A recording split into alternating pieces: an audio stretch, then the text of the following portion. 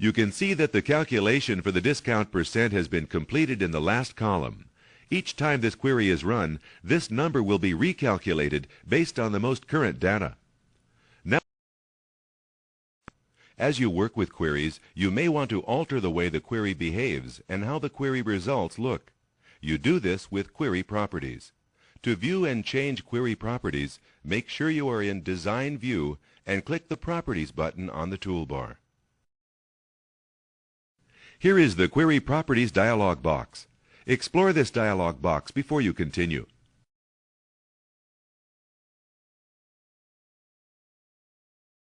You can change the properties for each query you create by clicking the property value and choosing a new value from the list.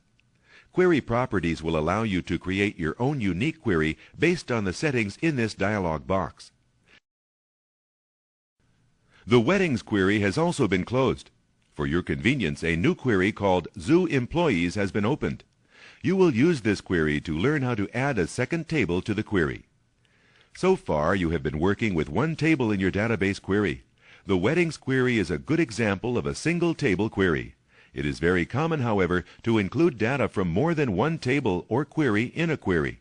This is known as multi-table query. For example, you might want to view a list of your employees' information along with a list of their related managers. Adding another table to a query is a simple process. To do so, switch to Design View and either choose to show the list of tables and queries with the Show Table button on the Query Design toolbar, or by choosing the Show Table command from the View menu. Good! The Show Table dialog box appears again. This is the same dialog box you used originally in this lesson when you were selecting a table to add to your Weddings query. You can see behind the Show Table dialog box that the Employees table has already been added to the Zoo Employees Select query.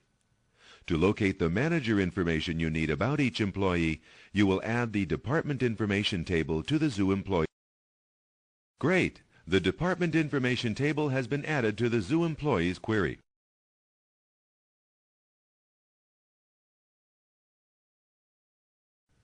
Now that you have multiple tables in your query, you need to make sure they are related to each other with a join line. If you didn't do this, Access wouldn't know which records are associated between the two tables and would display every combination of records.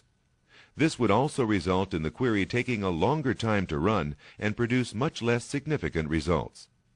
Now let's Access automatically creates join lines between tables where relationships have been previously defined. If relationships weren't previously defined, you need to create the join line yourself by dragging a field from one table to the equivalent field in the other table. Access only allows you to create an association between a field in one table and a field of the same data type in another table. If one table doesn't have a matching record in the other table, neither record appears in the query's results.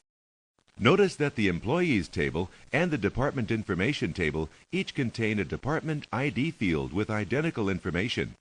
To create a join line between the two tables, you will drag the Department ID field from the Employees table to the Department Information table.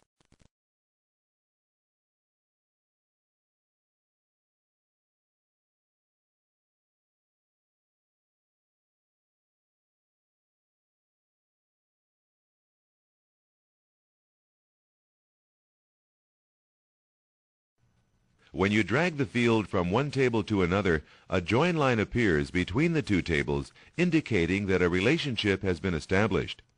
There are three join types: